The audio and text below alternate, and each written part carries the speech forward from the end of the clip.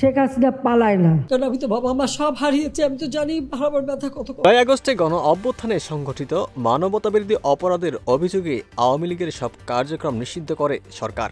সাবেক প্রধানমন্ত্রী শেখ হাসিনা সহ দলটির শীর্ষ নেতাদের বিরুদ্ধে একই অভিযোগে বিচার কার্যক্রম চলমান রয়েছে। তবে এসবের মধ্যেও বেশ কিছুদিন ধরে নিয়মিতভাবে মিছিল সহ নানা কর্মসূচি পালন করছে দলটির সমর্থকরা।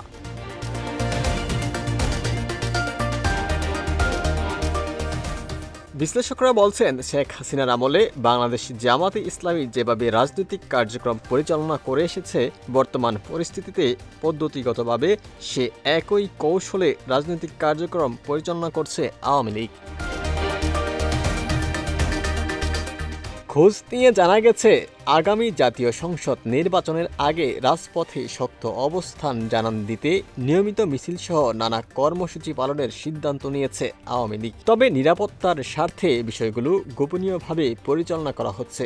কোথায় কখন কর্মসূচিগুলো করা হবে সেটি নেতাকর্মীদের স্বল্প সময়ের ব্যবধানে জানানো হচ্ছে।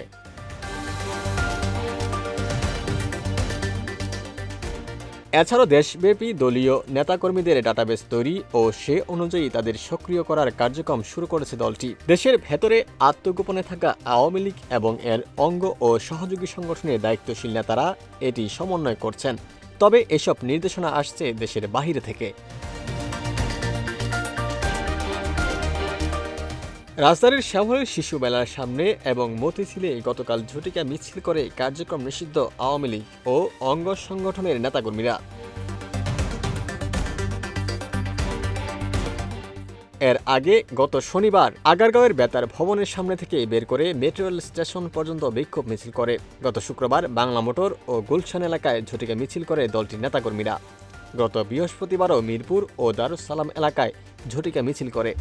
গত এক মাসে রাজধানী ঢাকায় বেশ কয়েকটি বড় মিছিল করেছে দলটি।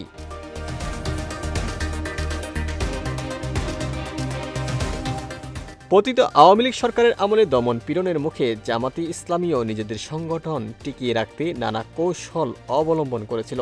তাদের অন্যতম কৌশল ছিল ঝটিকা মিছিলে হঠাৎ করে কয়েক ডজন বা কয়েকশো কর্মী একটি স্থানে জড়ো হয়ে সংক্ষিপ্ত মিছিল বের করা। স্লোগান দিয়ে কয়েক মিনিটের মধ্যেই সটকে পড়ত তারা। এতে আইন শৃঙ্খলা রক্ষাকারী বাহিনীর পক্ষে দরপাকড়া করাও কঠিন হয়ে পড়ত।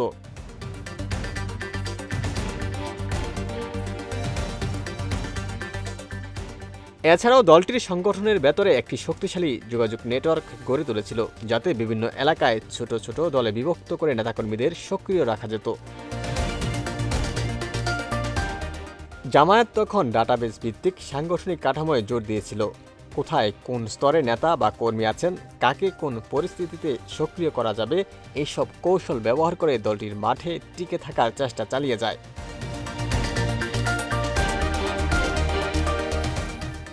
রাজনীতির সংশ্লিষ্টদের মতে আওয়ামী লীগও এখন অনেকটা একইভাবে ঝটিকা মিছিল, গোপন নির্দেশনা ও ছোট পরিসরে সক্রিয়তা থাকার কৌশল অবলম্বন করছে। ওমর ফারুক, ঢাকা প্রকাশ।